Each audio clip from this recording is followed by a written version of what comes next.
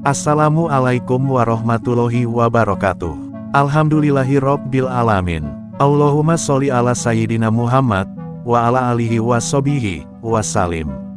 Sahabat Jombreng Gareng yang dirahmati Allah, pada kali ini kami akan menceritakan kisah Wali Paidi yang memasuki hutan Alas Roban untuk menyelamatkan para penduduk yang hilang secara misterius di Alas Roban.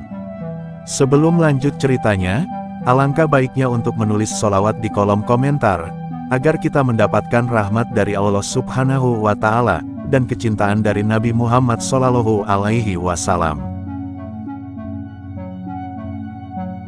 Alas Roban bukan hutan biasa. Ia membentang lebat di jalur Pantura, menjadi tempat berbagai kisah mistis sejak dahulu kala. Namun kali ini, bukan sekadar cerita warung kopi. Desa-desa di pinggir hutan mulai panik. Dalam sebulan terakhir, lebih dari 20 orang hilang secara misterius saat melewati jalur Alas Roban, termasuk seorang polisi, 2 orang ustadz, dan seorang dukun sakti dari daerah Kendal. Tidak ada jejak, tidak ada kabar. Bahkan tim SAR yang dikerahkan, justru mengalami kesurupan massal dan batal melanjutkan pencarian. Desa menjadi mencekam. Setiap malam terdengar suara-suara aneh dari dalam hutan, tangisan, lolongan, bahkan kadang derap kaki seperti pasukan berjalan. Warga hanya bisa mengunci pintu, menggantungkan ayat kursi di depan rumah, dan berharap malam segera berlalu.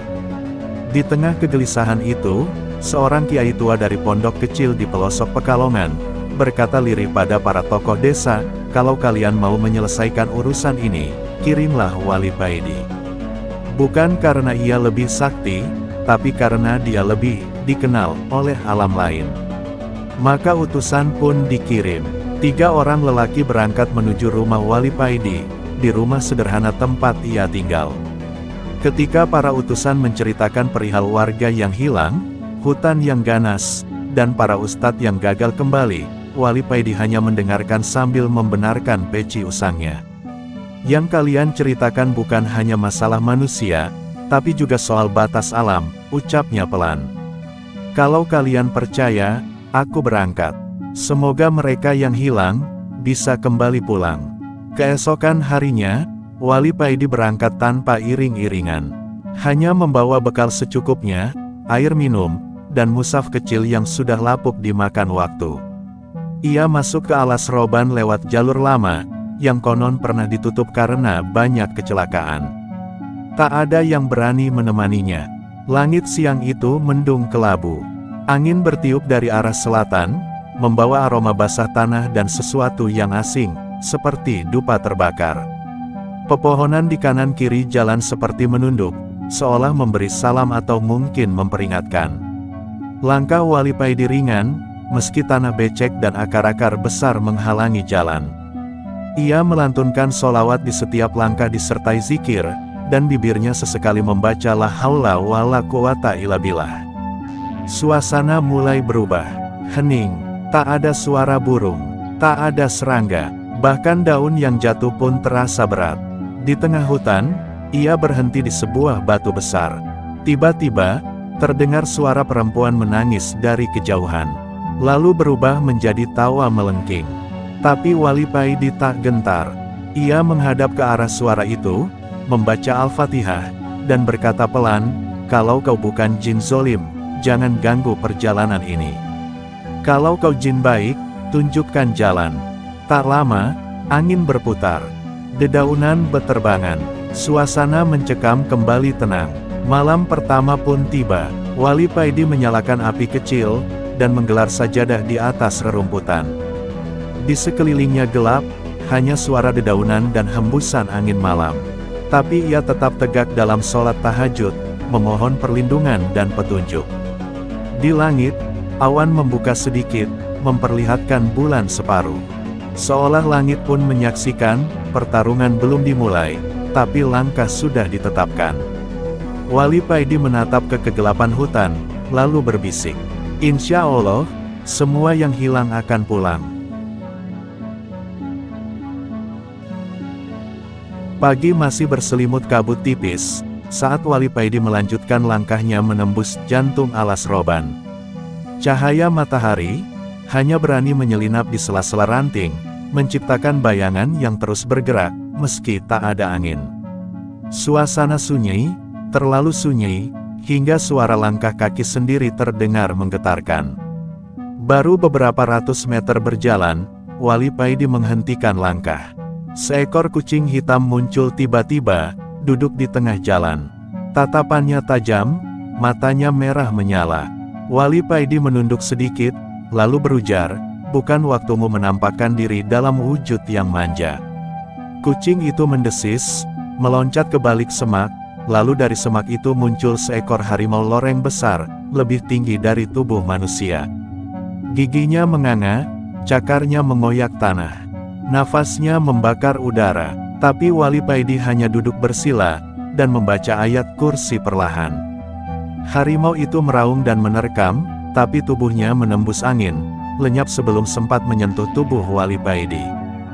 Hanya jejak asap yang tertinggal, dan dari dalam kabut, kini muncul ular besar, sepanjang pohon kelapa, dengan kepala bercabang dua. Banyak bentuk yang bisa kalian ambil, tapi niat kalian tetap satu, menakutiku, gumam Wali Paidi. Ular itu mendesis, lidahnya menjulur panjang seperti ingin menelan dunia. Tapi Wali Paidi berdiri, mengambil tongkat kayu kecil dari tanah, lalu menancapkannya ke bumi sambil berseru. "Wahai makhluk Allah, jika kau ditugaskan menakutiku, katakan siapa tuanmu. Jika tidak, kembali ke bentuk aslimu, dan jangan ganggu perjalanan ini." Ular itu melingkar cepat, lalu melompat ke udara, dan berubah menjadi seekor burung gagak hitam, melayang tinggi sambil mengeluarkan suara aneh, campuran tangisan dan tawa. Gagak itu akhirnya menghilang ke dalam awan kelabu yang menutupi puncak pohon. Wali Paidi tersenyum tipis. Makhluk jadi-jadian. Mereka tak punya bentuk tetap, tapi tak bisa menyentuh hamba yang berlindung pada rohnya. Baru saja ia akan duduk, dari arah kanan semak-semak berguncang keras. Dari baliknya muncul makhluk setengah manusia, setengah kera, bertubuh besar dan penuh bulu, dengan mulut lebar menyeringai. Matanya menyala kuning, bau busuk menyengat mengiringi kemunculannya. Tanpa bicara, makhluk itu menyerbu, tapi Wali Paidi hanya menunjuk ke arahnya, dan berkata dengan nada tegas. "Bismillahirrahmanirrahim ma'asmihi syai'un fil ardi wala fis samai, wa huwas samiul alim." Makhluk itu memekik, menggeliat, lalu tubuhnya terbakar api tak kasat mata. Ia berteriak, sebelum meledak menjadi kabut hitam dan lenyap. Sunyi kembali menguasai hutan. Wali Paidi tahu, ini bukan peringatan biasa. Alas Roban sedang menguji keberaniannya. Tapi di balik itu, ada yang lebih besar menunggu. Ia tahu, makhluk-makhluk ini hanya penjaga lapisan luar, bukan inti masalah. Sebelum melanjutkan perjalanan, Wali Paidi duduk di atas batu dan memejamkan mata. Ia memohon petunjuk dalam hati, dan dalam zikirnya terdengar suara samar. Masih banyak bentuk yang akan menampakkan diri, tapi yang paling menyeramkan bukanlah rupa, melainkan bisikan. Mata Wali Paidi terbuka, ia menarik nafas dalam, langkahnya kini mantap, hari masih panjang, dan malam di alas Roban belum selesai. Matahari mulai tenggelam, langit di atas alas Roban memerah, seperti luka yang terbuka. Kabut turun lebih cepat dari biasanya, menyelimuti pepohonan dan menelan jalan setapak, yang baru saja dilewati Wali Paidi. Hawa dingin menggigit tulang, tapi bukan dingin biasa, ini dingin yang membawa firasat, dingin yang menyimpan bisikan. Wali Paidi mendirikan sholat maghrib di bawah pohon besar, yang akar-akarnya menjalar seperti tangan tua. Usai sholat, ia duduk bersila, memejamkan mata, bersikir pelan. Tapi malam itu, hutan mulai hidup, bukan oleh binatang liar, tapi oleh makhluk-makhluk yang tidak terlihat oleh mata biasa. Awalnya datang dari suara, isak tangis perempuan dari kejauhan. Kadang terdengar di kanan, lalu pindah ke kiri, lalu seperti ada yang menangis tepat di belakangnya. Wali Paidi tetap diam, lalu datang suara anak kecil tertawa, bergema seperti gema dalam lorong kosong. Di sela tawa itu, ada derap langkah cepat, bukan satu, tapi banyak, seperti pasukan tanpa wujud sedang berlari mengelilinginya. Tiba-tiba, bau busuk seperti bangkai terbakar menyergap. Dari balik kabut, sesosok pocong melayang. Wajahnya rusak, sebagian tertutup tanah dan cacing. Matanya kosong, tapi mulut mereka terbuka, menggumamkan suara seperti kalimat terbalik. Wali Paidi tak bergerak. Ia membuka mushaf kecilnya, membaca surah Al-Mulk pelan, ayat demi ayat. Pocong itu menggeliat, berteriak, lalu hancur berkeping-keping menjadi abu. Tapi belum selesai. Dari atas pohon, melesat bola api raksasa dengan wajah menyeringai.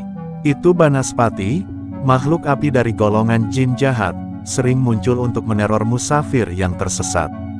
Bola api itu melesat cepat, menghantam pohon, membakar ranting dan daun. Api menjilat udara, menari seperti naga di malam hari. Tapi Wali Paidi tetap duduk, lalu membaca, Hasbiyallahu la ilaha illallah, alaihi tawakkaltu wa huwa rabbul arsyil azim.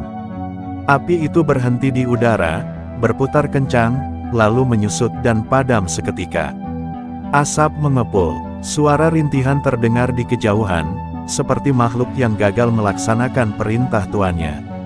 Lalu dari tanah muncul bayangan hitam berbentuk manusia, tapi tanpa wajah. Jin-jin hutan, makhluk gaib yang dikenal menyesatkan jalan, dan membisikkan keraguan. Mereka bergerak cepat, membentuk pusaran, mencoba mengelilingi Wali Paidi dan mempengaruhi pikirannya. Pergi kau manusia, ini bukan tempatmu, pulang sebelum jiwamu tak kembali. Kami sudah memakan ustadz-ustadz yang datang sebelumnya. Apa kau lebih sakti dari mereka? Kami bukan takut pada zikir, kami benci pada cahaya imanmu. Wali Paidi tersenyum tenang. Ia berdiri, menancapkan tongkat ke tanah, lalu membacakan surah Al-Jin, ayat demi ayat. Bacaan itu membelah kabut, cahaya dari tongkatnya seperti memancar, menembus wajah para jin bayangan. Mereka memekik, melarikan diri ke segala arah. Malam pun menjadi tenang, tapi bukan berarti selesai. Dari kejauhan, terdengar suara seperti dentuman gong dan derap kaki pasukan. Wali Paidi tahu, ia sudah mendekat ke pusat wilayah kekuasaan Jin Alas Roban. Tapi ia tak gentar, ia berkata pelan, seolah pada semesta. Kalian bisa ganggu langkahku, tapi tidak bisa menghentikan kehendak Allah. Kalian bisa membuatku lelah, tapi tidak bisa menutup jalan kebenaran. Di atas langit yang gelap, satu bintang tampak menyala lebih terang. Wali Paidi tersenyum, lalu bersandar pada pohon tua. Malam itu ia tidur dengan tenang, meski ratusan makhluk gaib mengawasinya dari kegelapan. Besok, jalan akan makin sulit, tapi pertolongan Allah lebih dekat dari urat leher. Pagi menjelang dengan lambat, di tengah belantara Alas Roban. Matahari, seakan enggan menembus lebatnya dahan dan dedaunan, yang saling merangkul di atas kepala Wali Paidi. Kabut belum juga mengangkat, dan embun menggantung seperti mata-mata kecil, yang diam-diam mengawasi. Setelah semalam diganggu berbagai makhluk gaib, pagi itu hutan tampak jauh lebih sunyi. Terlalu sunyi. Wali Paidi melanjutkan langkah, menyusuri jalur yang sebelumnya ia tandai, dengan potongan ranting dan bekas tapak. Tapi aneh, jalur itu hilang. Pohon-pohon seperti berubah tempat, tanah seperti bergeser. Arah mata angin pun terasa kacau. Ia mencoba berjalan lurus, tapi selalu berakhir di tempat yang sama, sebuah pohon beringin besar, dengan lubang menganga di pangkal akarnya. Ia mulai sadar, aku sedang disesatkan. Wali Paidi duduk di atas akar beringin itu. Ia menutup mata dan memperdalam sikirnya. Tapi suara-suara mulai datang, bukan dari luar, tapi dari dalam pikirannya. Kau tak akan keluar dari sini. Sudah banyak yang mati di hutan ini. Imanmu tak lebih dari doa-doa kosong. Lihat, kau hanya berputar-putar. Bahkan arah kiblatmu pun tak jelas. Wali Paidi membuka mata dan tertawa kecil. Kalau kau hendak menyesatkan jalan kaki, silakan. Tapi jalan hati, tak semudah itu kau putar arahnya. Ia berdiri, lalu membaca doa Nabi Yunus. La ilaha illa anta, subhanaka inni kuntu minas zolimin. Ia mengucapkannya berulang-ulang, berjalan perlahan, meski pepohonan terlihat berputar seperti labirin. Langkah demi langkah, napas makin berat, tubuhnya mulai lemas, seperti ditarik ke dimensi lain. Tapi zikirnya terus menguat. Tiba-tiba, muncul kabut tebal menggumpal, dari dalamnya keluar sosok perempuan tua berbaju putih, dengan rambut panjang menyentuh tanah. Wajahnya tidak jelas, seperti tertutup kabut. Tapi dari mulutnya keluar suara serak, seperti suara alam menggema. Kau bisa saja berteriak, tapi tak akan ada yang mendengar. Tempat ini bukan milikmu. Pulanglah sebelum jiwamu hilang. Wali Paidi menatapnya tajam. Kalau kau makhluk Allah, maka dengarkan kalamnya. Kalau kau makhluk sesat, maka kembalilah ke tempatmu.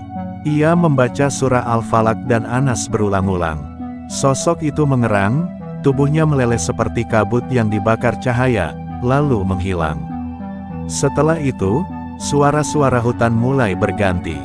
Gemercik air, suara angin lembut, bahkan terdengar bunyi gamelan samar-samar, seperti dari tempat jauh. Wali Paidi tahu, ini bukan pertanda bahaya, tapi pertanda bahwa ia berhasil menembus lapisan ilusi hutan. Yang menyesatkan bukan jalan, tapi bisikan dan hawa nafsu. Ia terus berjalan, mengikuti suara air itu.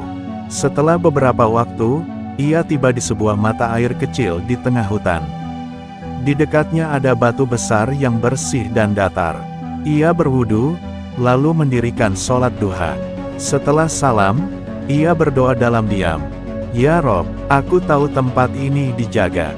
Tapi aku datang bukan untuk berperang, melainkan untuk menyampaikan. Tunjukkan aku jalan kepada yang tersesat. Angin berembus lembut, kabut pun mulai terangkat, langit perlahan terang. Tapi sebelum ia beranjak, dari celah semak muncul sosok tinggi besar berjubah hitam. Wajahnya tertutup, hanya matanya yang terlihat merah menyala. Ia berkata pelan, kau sudah melewati ujian pertama, manusia. Tapi yang kau hadapi selanjutnya bukan sekadar makhluk, melainkan dunia kami. Bersiaplah. Lalu sosok itu lenyap, meninggalkan aroma wangi yang tidak dikenal. Wali Paidi menghela napas panjang. Kalau ini jalannya, aku akan tempuh. Dengan izin Allah, langkahnya pun diteruskan. Di hadapannya, jalan baru terbuka, sebuah jalan tanah menuju sebuah kampung, yang tak ada di peta manusia. Sebuah kampung gaib. Kabut mulai menipis, saat Wali Paidi menuruni sebuah lembah kecil, yang belum pernah tercatat dalam peta manapun. Jalan setapaknya terasa lembut, seperti rumput yang baru disapu embun. Di kejauhan, perlahan-lahan mulai terlihat deretan rumah-rumah kayu, berjajar rapi di tengah hutan. Rumah-rumah itu tampak tua dan bergaya zaman dulu, atap rumbia, dinding anyaman bambu, dan tiang-tiang dari kayu jati utuh. Ada yang sedang menjemur kain batik, ada pula suara lesung menumbuk padi. Tapi anehnya, tidak ada suara ayam, suara serangga, atau suara bunyi hutan. Alam begitu sunyi, seakan waktu berhenti. Seorang lelaki tua berpeci, berbaju lurik dan sarung tenun, berdiri di depan rumah paling besar. Senyumannya tenang, tatapannya tajam tapi bersahabat. Ia menyambut Wali Paidi dengan suara berat dan lembut. Sudah lama tak ada manusia yang bisa sampai sini dalam keadaan waras. Silakan masuk, tamu dari dunia terang. Wali Paidi menjawab salam, dan mengikuti ajakan sang tuan rumah. Mereka duduk di pendopo rumah, disuguhi teh hangat dan pisang rebus. Rasanya biasa saja, tapi Wali Paidi tahu betul, ini bukan makanan manusia biasa. Ia hanya mencicipi sepotong kecil, cukup untuk menghormati. Apakah ini kampung manusia yang tersembunyi, atau tempat para makhluk halus? Tanya Wali Paidi perlahan. Orang tua itu tersenyum, lalu menjawab tenang. Kami bukan manusia, Tapi kami bukan musuh manusia. Kami golongan jin yang hidup dalam damai, memilih bentuk yang menyerupai kalian, agar bisa saling mengerti. Kami tinggal di lapisan alam, yang jarang ditembus oleh manusia, kecuali yang diberi izin. Wali Paidi mengangguk, hatinya tenang. Ia merasakan energi sejuk dan damai dari penduduk kampung ini. Tidak seperti gangguan sebelumnya yang penuh panas, bisikan, dan ketakutan. Di sini, tidak ada rasa terancam. Bahkan anak-anak kampung itu, berlarian di jalanan tanah dengan wajah polos, meskipun sebagian dari mereka punya bayangan, yang tidak menapak tanah. "Kenapa kalian menyendiri seperti ini?" tanya Wali Paidi. Sang sesepuh menjawab, "Karena sejak dulu, kami menjaga keseimbangan. Kami tak ingin ikut campur urusan manusia, tapi kami juga menjaga, agar makhluk dari bangsa kami tidak mengganggu kalian. Kadang, kami bahkan menyelamatkan orang-orang yang tersesat di hutan ini, mereka yang belum waktunya mati."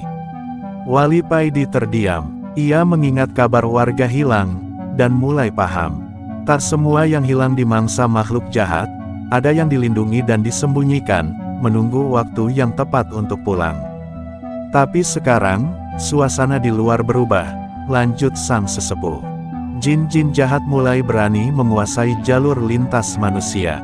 Bahkan beberapa dari mereka, mencoba menyerang wilayah kami. Raja Jin Alas Roban, sudah lama menyimpan dendam terhadap umat manusia. Wali Paidi memejamkan mata sebentar, lalu membuka perlahan. "Aku tidak datang untuk menyerang mereka. Aku hanya ingin membawa pulang yang hilang. Tapi kalau harus masuk ke kerajaan mereka, aku tidak akan mundur." Sesepuh itu menatap dalam. "Kalau begitu, kau harus bertemu dengan kelompok jin muslim di timur hutan ini. Mereka adalah satu-satunya kekuatan yang mampu menembus kerajaan jin jahat tanpa terkena tipu daya." Wali Paidi berdiri, mengencangkan sarungnya, lalu bersalaman. "Terima kasih atas sambutan dan keselamatan ini. Doakan agar langkahku selamat, dan mereka yang tersesat bisa kembali." Sebelum pergi, seorang anak kecil dari kampung itu mendekat, dan memberikan sehelai kain kecil bertuliskan Arab Pegon, semacam raja atau wafak. "Ini dari ibuku," katanya. "Ini pelindung bagi yang hatinya jernih." Wali Paidi tersenyum, menerima pemberian itu, dan menyimpannya di balik bajunya. Ia melangkah meninggalkan kampung itu, menyusuri jalan sempit yang ditunjukkan oleh sang sesepuh. Jalan yang akan membawanya ke kelompok jin muslim di tengah hutan. Di belakangnya, kampung itu kembali samar, seolah perlahan-lahan ditelan kabut, seperti tak pernah ada. Setelah melewati berbagai ujian batin dan lahir, selama berada di Alas Roban, mulai dari binatang jadi-jadian, gangguan makhluk gaib, hingga kampung gaib yang damai, Wali Paidi terus melanjutkan perjalanannya, dengan hati yang penuh zikir. Ia tahu, misi belum selesai. Banyak nyawa manusia belum diketahui keberadaannya, dan ia merasa ada rahasia besar yang belum terkuak. Hari itu, hutan tampak lebih tenang. Tak ada suara makhluk buas, tak ada bayangan melintas seperti biasanya. Hanya desir angin dan dedaunan, yang jatuh perlahan ke tanah. Namun justru ketenangan itu, membuat Wali Paidi semakin waspada. Ia duduk di atas batu besar, melepaskan lelah, sambil mengulang-ulang bacaan La ilaha illallah. Tiba-tiba, udara berubah. Angin berhenti, dan aroma kayu cendana semerbak muncul dari arah timur. Dari balik pepohonan, muncullah sosok berjubah putih dengan sorban kemerahan, wajahnya teduh, matanya bersinar. "Assalamualaikum hamba Allah," ucap sosok itu. Wali Paidi berdiri pelan dan membalas, "Waalaikumsalam warahmatullah." "Engkau siapa, duhai yang bersinar?" Sosok itu mendekat. "Aku adalah jin muslim. Namaku Abdul Jabbar. Sudah lama kami mengawasimu dari kejauhan, Wali Paidi. Kami tahu, kau datang membawa cahaya dari langit, dan niatmu mulia." Wali Paidi mengangguk tenang. "Alhamdulillah. Jika engkau jin muslim, pasti engkau tahu apa yang terjadi di Alas Roban ini. Banyak manusia hilang, dan para pencari pun tak kembali. Abdul Jabbar menunduk. Benar, kami tahu, tapi kami tak bisa ikut campur sembarangan. Karena semua ini ada hubungannya dengan jin-jin kafir, yang menguasai wilayah kerajaan Alas Roban. Bahkan kami sendiri terus diawasi. Ia kemudian mengajak Wali Paidi, untuk mengikutinya ke sebuah gua kecil tersembunyi. Di sana, ternyata sudah menunggu beberapa jin muslim lain, semuanya berpakaian bersih, dan wajah mereka memancarkan kelembutan. Mereka menyambut Wali Paidi dengan penuh takzim. Di dalam gua, Abdul Jabbar bercerita panjang. Dulu, Alas Roban adalah tempat netral. Banyak bangsa jin tinggal di sini, ada yang muslim, ada yang tidak. Tapi sejak beberapa ratus tahun terakhir, kerajaan jin kafir mengambil alih. Mereka mendirikan istana di dalam dimensi gaib, di tengah-tengah hutan terdalam. Dan mereka mulai melakukan penculikan manusia, menggunakan ilmu sihir dan tipu daya, untuk menarik manusia ke dimensi mereka. Lalu mengapa manusia tidak bisa kembali? Tanya Wali Paidi. Karena yang tertarik ke sana, biasanya dalam keadaan lemah iman, kosong dari zikir. Mereka mudah dihipnotis, dan diikat dalam dimensi itu. Hanya manusia pilihan atau wali Allah, yang bisa menembus gerbang kerajaan tersebut. Abdul Jabbar lalu memberikan peta gaib, yang hanya bisa dibaca oleh orang, yang hatinya penuh dengan kalimat tauhid. Gunakan peta ini, ia akan membimbingmu ke gerbang kerajaan. Tapi hati-hati, penguasa mereka sangat licik. Engkau harus banyak bersolawat, karena itulah yang membakar energi sihir mereka. Sebelum Wali Paidi meninggalkan gua, para jin muslim meminta doa. Mereka percaya bahwa kehadiran Wali Paidi adalah bagian dari pertolongan Allah yang sudah lama mereka nantikan. Di bawah cahaya bulan yang temaram, Wali Paidi kembali berjalan, menggenggam peta gaib yang menyala samar dalam genggamannya. Ia kini tahu, tujuannya jelas, memasuki kerajaan jin kafir, dan menyelamatkan para manusia yang hilang. Namun ia juga sadar, pertempuran sebenarnya baru akan dimulai. Langit Alas Roban mulai diselimuti kabut tebal, ketika Wali Paidi melangkah lebih dalam melewati batas kampung gaib, yang baru saja ia tinggalkan. Setelah berpamitan dengan jin muslim Abdul Jabbar, langkah Wali Paidi memasuki hutan terdalam Alas Roban, menuju tempat kekuasaan jin Herdinata. Dialah yang diyakini menjadi penguasa gaib di wilayah ini, dan besar kemungkinan menjadi penyebab hilangnya para manusia. Wali Paidi melangkah perlahan, matanya tajam, penuh zikir di hati, dan langkahnya mantap. Kalau memang di sana pusat masalahnya, saya harus ke sana. Semoga Allah membuka jalan, dan menurunkan pertolongan. Perjalanan ke kerajaan jin tidak mudah. Ia harus melewati lorong-lorong alam gaib, yang melintasi dimensi, yang tidak bisa dijangkau manusia biasa. Pohon-pohon raksasa seolah hidup, menghalangi jalan, angin berbisik dengan bahasa-bahasa asing, dan tanah seperti bergerak di bawah telapak kaki. Setelah melewati gerbang gaib, akhirnya Wali Paidi sampai di sebuah padang luas, yang dipenuhi batu-batu hitam menjulang. Di tengahnya berdiri sebuah istana, yang tidak tersentuh waktu, penuh aura misteri, namun terasa berat di dada. Ini dia, kerajaan jin Herdinata, gumamnya.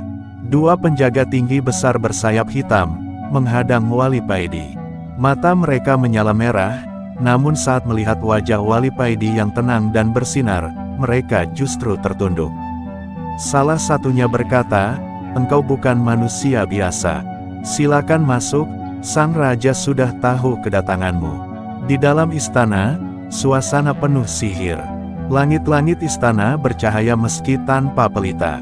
Dan jin-jin dari berbagai rupa, berjalan di lorong-lorongnya. Ada yang berkepala ular, berbadan api, bertubuh asap, bahkan yang berwajah manusia namun bermata tiga.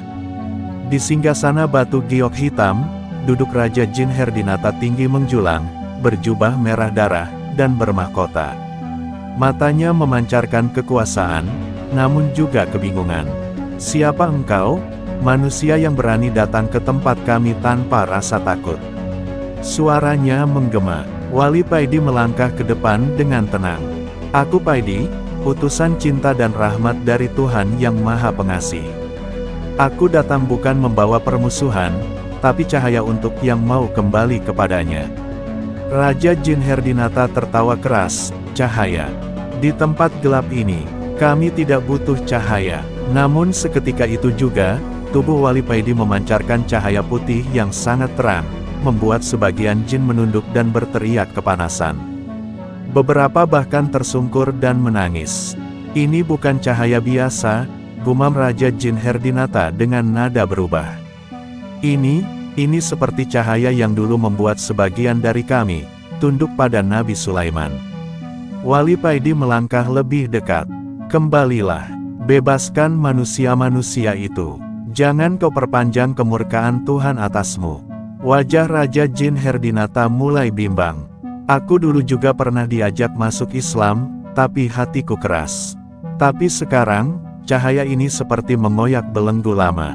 Suasana menjadi sunyi. Para jin menatap raja mereka. Kalau engkau benar utusan Tuhan, lanjut Raja Jin Herdinata lirih, buktikanlah. Wali Paidi tersenyum. Ia lalu berdiri, membaca doa dengan bahasa langit.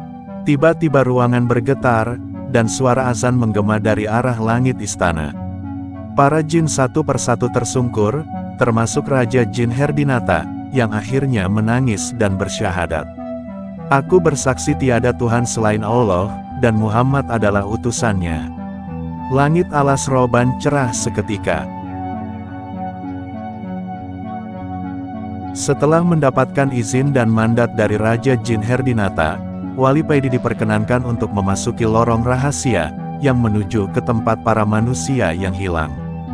Lorong itu bukan sekadar gua atau terowongan biasa, melainkan semacam portal dimensi, antara dunia manusia dan dunia jin. Di sanalah banyak korban yang tertawan oleh jin-jin pembangkang, sebagian dalam keadaan lemah tak berdaya, sebagian lagi kehilangan kesadaran. Raja Jin Herdinata mengingatkan, wahai Tuan Wali, engkau harus waspada. Di kedalaman lorong itulah, para jin pembangkang, yang melanggar hukum kerajaan kami berkumpul. Mereka menganggap manusia sebagai mainan, bahkan ada yang ingin memperbudak mereka. Aku tak bisa ikut campur terlalu jauh, sebab mereka tidak tunduk akan perintahku. Wali Paidi menunduk hormat, lalu melangkah masuk.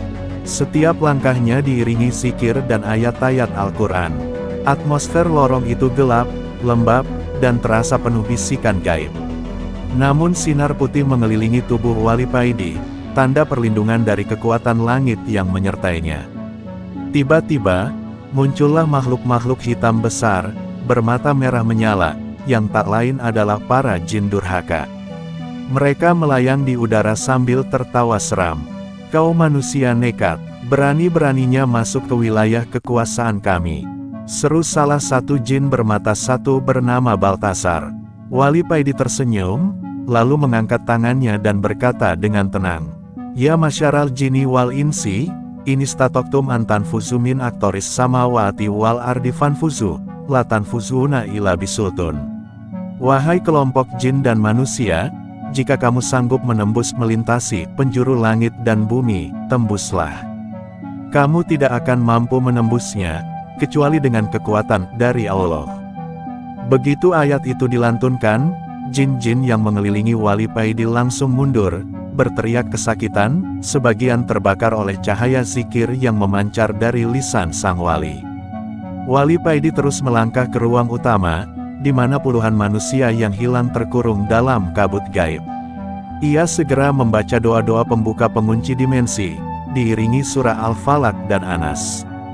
Perlahan kabut itu menghilang, dan para manusia yang sebelumnya terkurung mulai siuman.